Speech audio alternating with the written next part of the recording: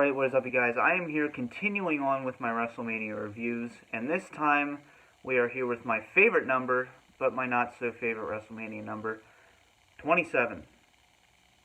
You can see there, the logo. This was in Atlanta, Georgia, and, very beautiful stadium. I think it was the Georgia Dome.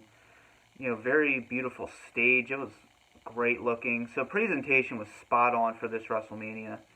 I like how they had the little cube that came down, sort of like 26, but they updated it a little bit, so that was really cool. But that's pretty much all this has. So, we did have a few decent matches. I'm not sitting here and saying this is the worst WrestleMania of all time. I think there's a few WrestleManias that are worse than this. So people can be pretty harsh with this, saying, oh, this is worse than WrestleMania 11 or 29. No. So, let's break this down. Let's go in the Hall of Fame first. We had Hacksaw Jim Duggan, Bullet Bob Armstrong, Sonny, the controversial Abdullah the Butcher. Do I think he deserved it? I really don't care because Hall of Fame's just kind of who Vince wants to put in anyway, so I don't really debate Hall of Fame questions personally, so I don't know. It's a company Hall of Fame. It's just whoever was nice to Vince and whoever he wants to put in, and whoever makes politically sense. It's like the Oscars. They don't mean shit. It's only who makes sense from a political standpoint. So, the Road Warriors with Paul Ellering, Drew Carey, and then Shawn Michaels was the headliner, which is obviously, a clear choice for a headliner. Some might say the greatest of all time. So, getting into this, we had the WrestleMania host, The Rock. He came out, gave his little promo, pumped up the crowd a little bit. Basic Rock stuff. So then we had the World Heavyweight Championship, Edge versus Alberto Del Rio, the winner of the 40-man Rumble. So this was Edge's final pay-per-view. It wasn't his final match. He had a live event after this. But, this is a lot more meaningful now than it was back then. Back then, this was just your average world title match. But now, it sucks. It sucks watching it. Because you know that this is the last time you're seeing Edge in the ring. And, it's a decent match. It's good.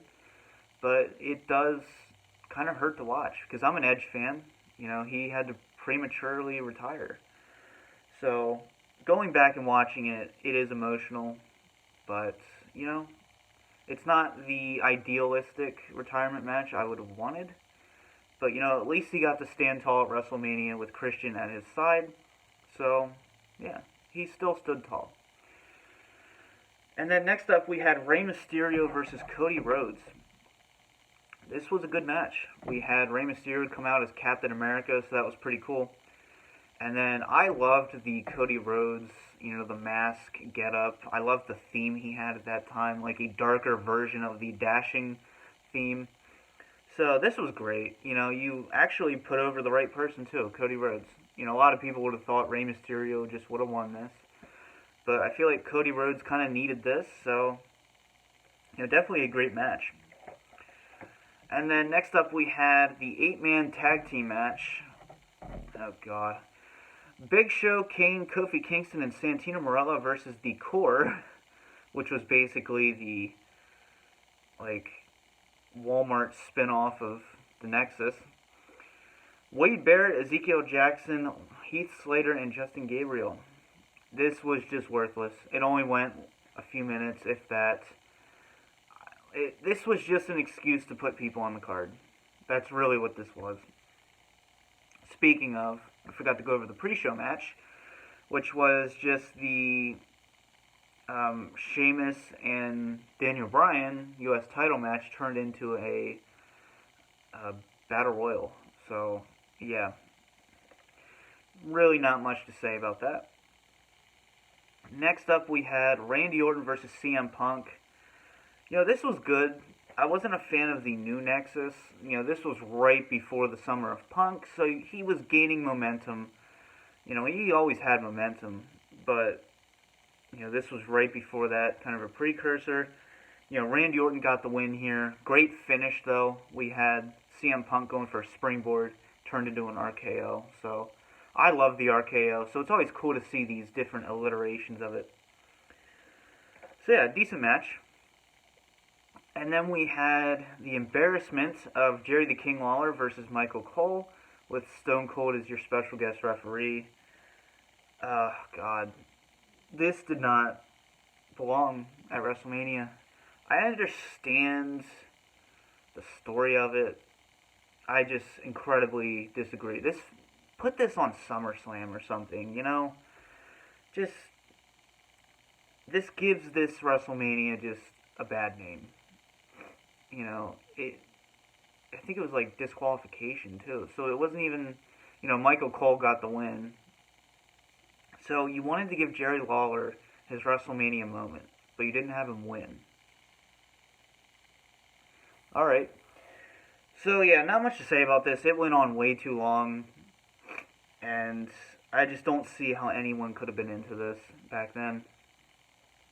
And then we have the no-holds-barred match, The Undertaker versus Triple H. Now, a lot of people didn't like this match, but for some reason, I don't know. I don't know if it was just the cool thing to hate on Triple H matches back then, but I thought this was a really good match. Really good back and forth. You had some great high spots. You had the great spine buster on the announce table. That was really cool.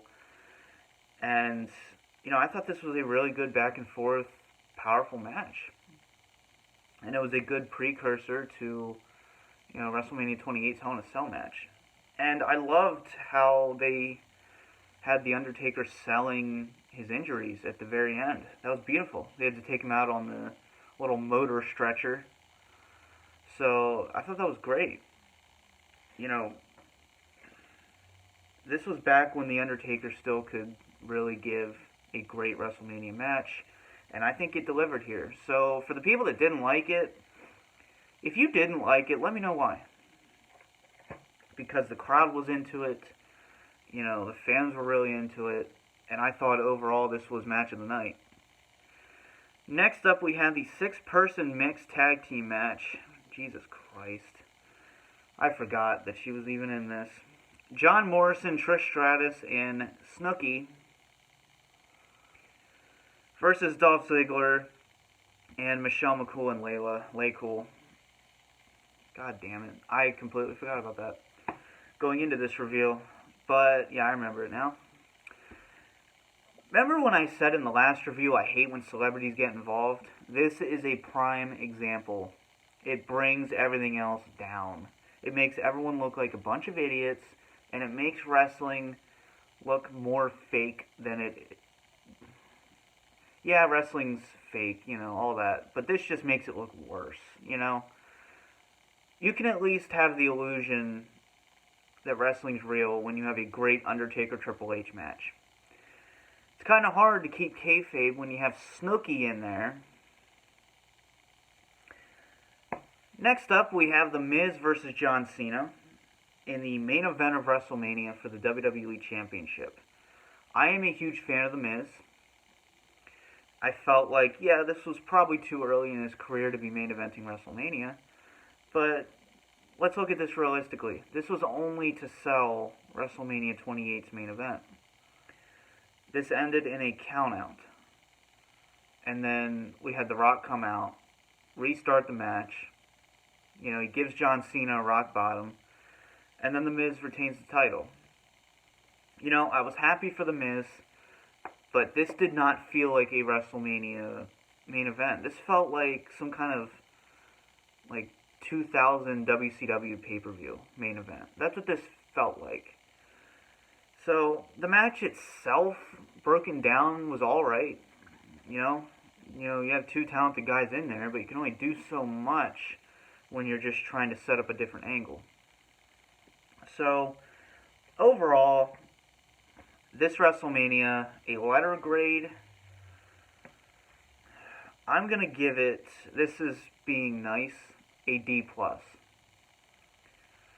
So, you know, a lot of people would probably give it lower than that. If you ask somebody younger what the worst WrestleMania of all time is, this is the one they'll probably say. I think there's a few WrestleManias worse than this. You know, primarily WrestleMania 2, WrestleMania 9, 11. So, yeah, let me know your thoughts down below, what you would give it. And for now, this has been the DVD Freak. Peace out.